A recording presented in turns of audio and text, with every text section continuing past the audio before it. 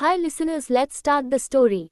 पिछली कहानी में हमने देखा कि तीनों दोस्त कॉलेज के लिए निकल गए थे।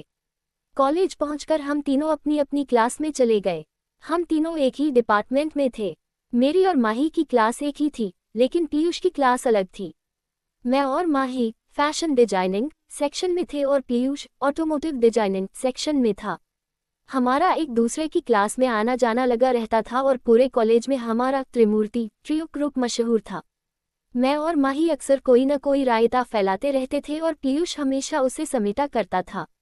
वैसे तो हम तीनों एक दूसरे के लिए काफ़ी थे, लेकिन हमारे कुछ क्लासमेट्स भी अच्छे दोस्त बन गए थे।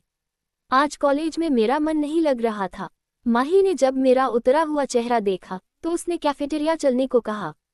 मैं भी उसके साथ कैफेटेरिया आ गई। माही ने पूछा, मेरी जान तू क्या लेगी? मैंने उदास होकर कहा, माही तेरी जान आज मूड में नहीं है। मुझे टेंशन हो रही है। तुझे तो पता है न कि मैं मम्मी पापा के बिना इतने दिनों तक कभी अकेले नहीं रही। माही ने समझाया, अरे मेरी जान, हम मेरे घर पर बहुत मस्ती करेंगे। वैसे भी तू मेरे साथ मेरे कमरे में ही रहेगी। रही बात अंकल आंटी की, तो तू उनसे बात करती रहना। आज उनके जाने से पहले कॉल कर लेना और लैंडिंग के बाद भी बात कर लेना। मैंने राहत की सांस ली। हाँ, तू सही कह रही है।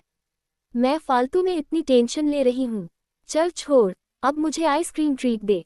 माही मुस्कुराई, फ्लेवर वही चॉकलेट। हाँ, यह मेरा मूड बिल्कुल ठीक कर देगी, मैंने कहा। माही ऑर्डर देने चली गई। तभी कैफेटेरिया में एक लड़की गुस्से में तमतमाती हुई आई। ये प्रियंका रॉय थी। वह चिल्लाते हुए मेरे पास आई, जागृति ठक्कर, तुम्हारी हिम्मत कैसे हुई मेरी रिपोर्ट सबमिट न करने की? अगर तुम्हें क्लास प्रेसिडेंट बनाया गया है तो इसका मतलब यह नहीं कि तुम अपनी मनमानी करोगी। तुम्हें इस पोजीशन से हटाने में मुझे वक्त नहीं लगेगा। बस एक कॉल और तुम जमीन पर आ जाओगी। शायद तुम्हें पता नहीं है, मेरे पिता यहाँ के विधायक एमएलए हैं।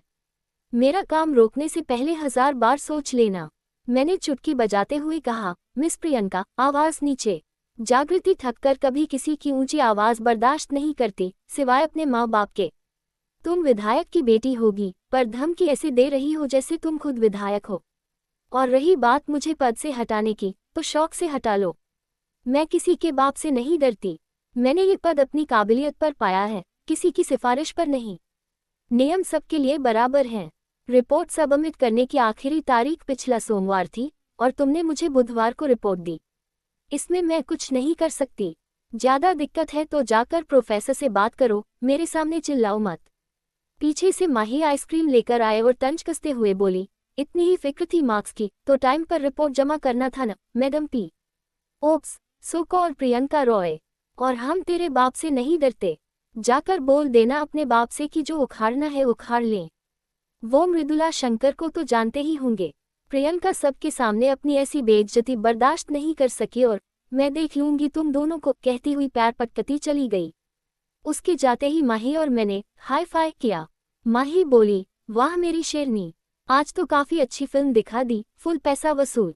मैंने हंसकर कहा, नहीं यार, ऐसा नहीं है। मैं पहले से ही परेशान थी और ऊपर से यह इरिटेट कर रही थी, तो मैंने अपनी सारी भड़ास इस बेचारी पर निकाल दी। तभी मोबाइल से आवाज आई, वाह, दोनों चुड़ैलों ने आज बिल्कुल सही काम किया है। उस छिपकली की सही बैंड बजाई है। ये पीयूष था। जब तमाशा शुरू हुआ था तब माही ने उसे वीडियो कॉल कर दिया था। माही बोली, बस कर गधे, अब कैफेटेरिया आ जा। पीयूष ने कहा, बस 5 मिनट में आया, तू पास्ता ऑर्डर करके रख। मैंने टोकते हुए कहा, अच्छा जी। खर्चा हमसे करवाना चाहता है। देख पीयूष, हम पेमेंट नहीं कर रहे, उल्टा हमारी आइसक्रीम के पैसे भी तू ही देगा। पीयूष मान गया, अच्छा बाबा, तू ऑर्डर कर, पैसे मैं दे दूंगा। थोड़ी देर में पीयूष भी आ गया। छुट्टी होने के बाद मैंने मम्मी पापा से बात की और फिर हम सब मोहिनी मेंशन के लिए निकल गए।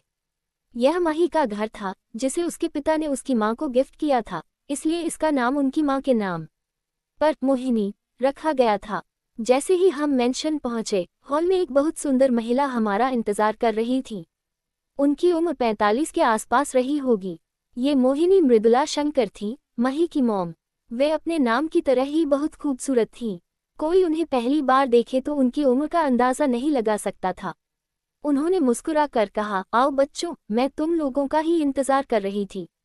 मैं दौड़कर उनके गले लग गई, हाय आंटी, बहुत दिन हो गए आपसे मिले हुए। मोहिनी जी हंसी, अभी तो पिछले महीने ही आई थी। अरे आंटी, आप नहीं समझेंगी, मैंने आपको बहुत मिस किया। तभी खांसने की आवाज आए, बस इन्हें ही मिस किया, हमें नहीं जागृति बेटा। मैंने पीछे मुड़कर देखा और कहा, अंकल आप इस वक्त, आप तो ऑफिस में होते हैं ना। उन्होंने प्यार से कहा, हाँ पर आपसे मिलने के लिए जल्दी आ गया। पिछली बार आप बिना मिले चली गई थी। मैं उनके भी गले लग गई। माही चिढ़ते हुए बोली, मॉम डैड, आपकी सगी बेटी मैं हूं या जागृति? आप मुझसे तो इतने प्यार से बात नहीं करते। तभी पीयूष ने टांग खिंचाई की, क्योंकि तुझे कचरे के डिब्बे से उठाया था। माही भड़की, अच्छा गधे के बच्चे, रुक तू अभी। ये सुनकर सब हंसने लगे। पीयूष मोहिनी जी के पीछे छिपते हुए बोला, छोटी मॉम बचा लो मुझे।